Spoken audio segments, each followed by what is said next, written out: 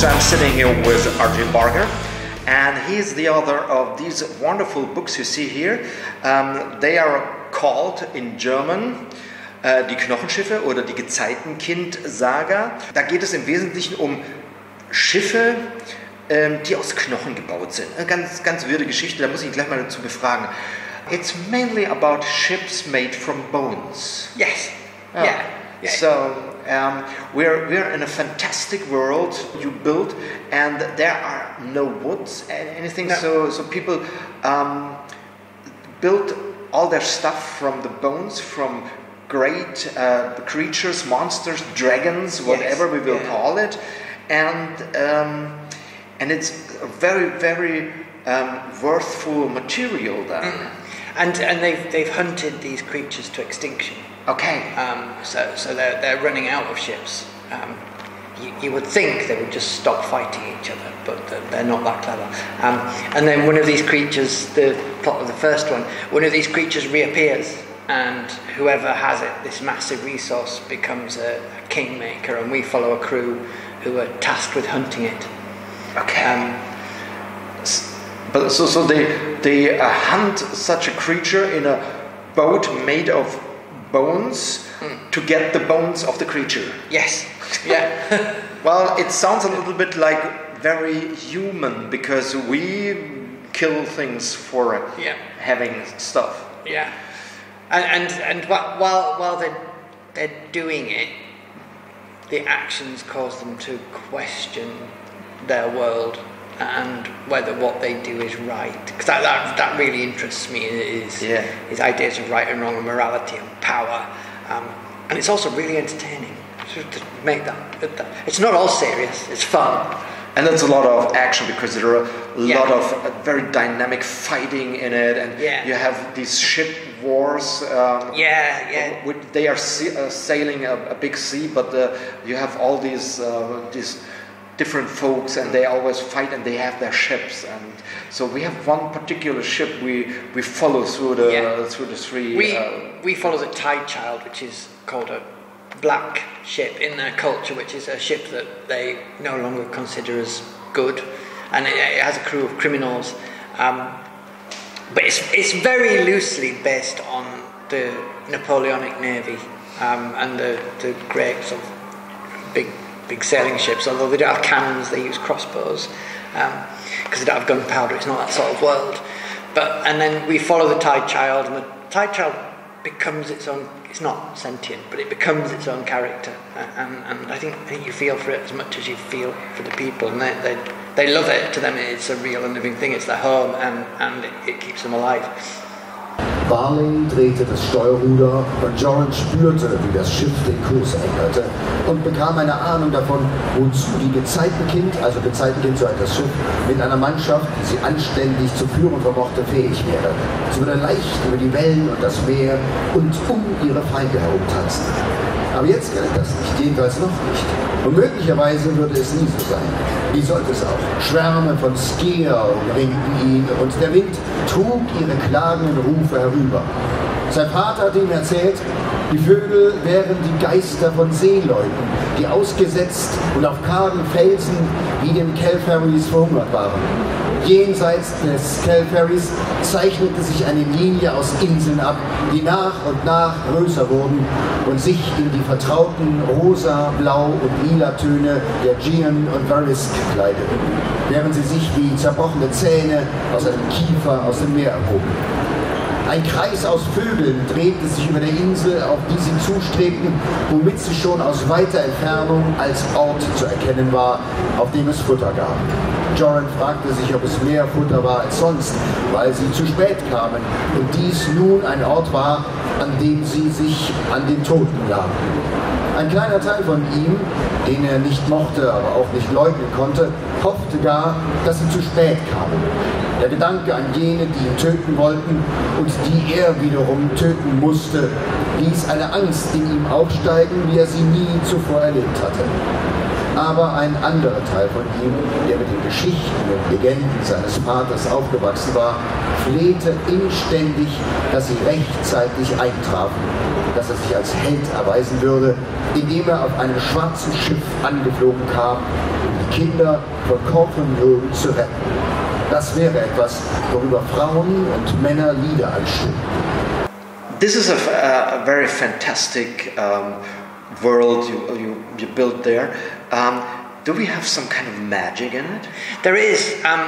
Humans aren't magic in it. Humans are just people, but there is an avian race called the Galaim who have the ability to control the wind, which is very useful if you're in a wind-powered ship. And the Galaim are... The people use a euphemism. They say they look after them because they can't look after themselves, which is something people have always said about those they want to subjugate. And the Galaim that's on the Tide Child is slightly different to all the other ones. And you find out why as you go through the book. And it's also very, very angry and righteously angry. And I love it. I love writing it. And part of the journey of it is that the humans learning to see I hate to use the word humanity for it because it's not human.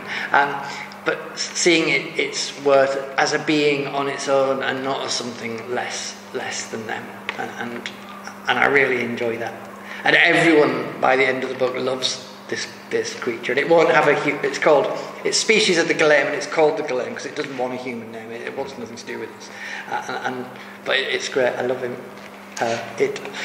Is this a little bit of a classic quest? So in the first book, the people of the ship come together and form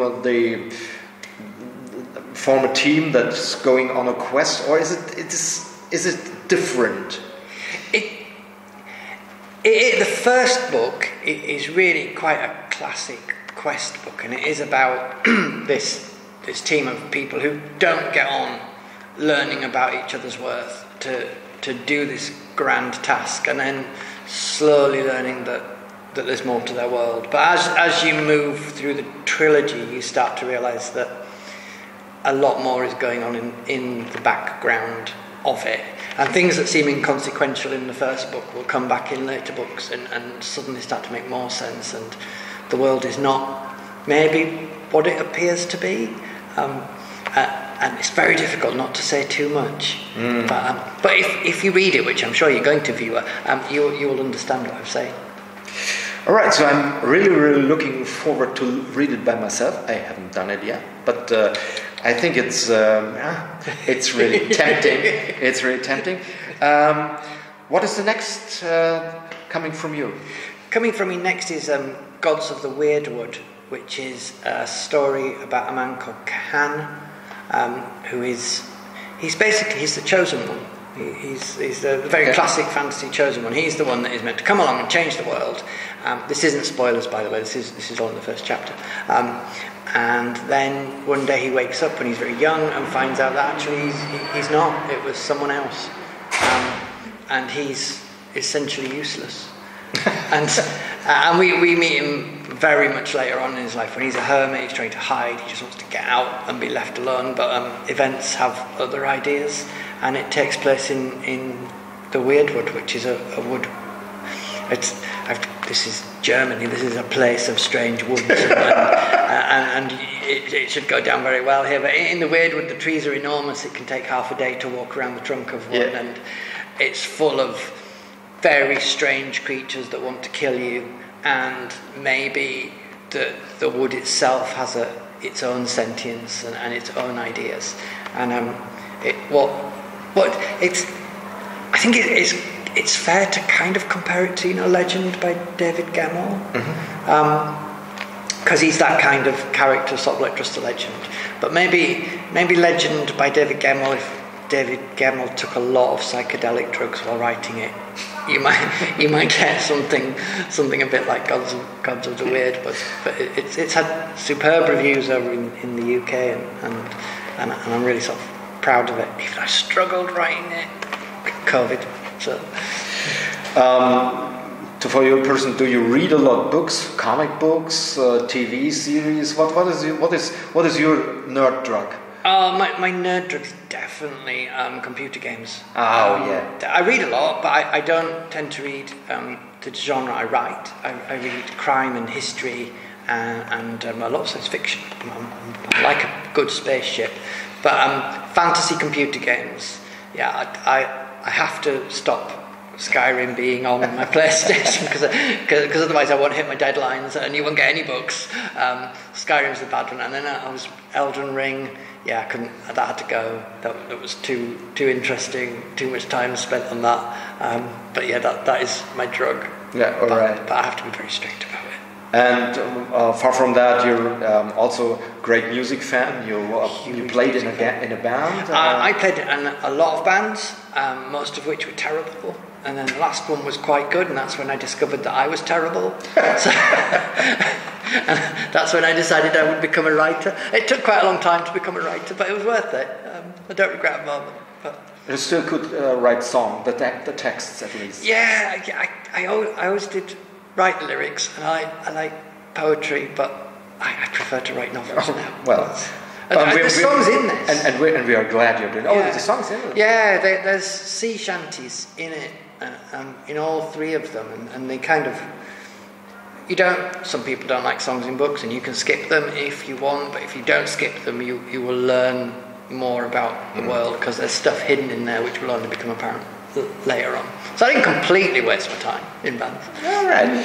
So, and if we read the book, the soundtrack would be like metal, gothic, what? I think the soundtrack would be quite folky for these ones. Folky? Yeah, because let's see shanties and things like that. I was listening to a band called 16 Horsepower, and the music of David Eugene Edwards, whose t-shirt I'm wearing at this moment.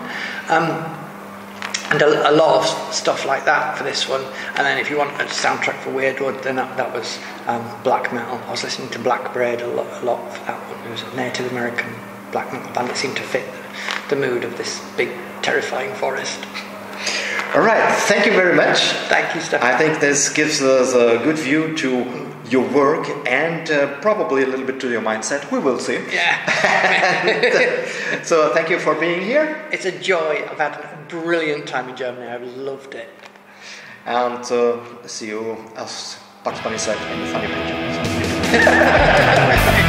Thank you.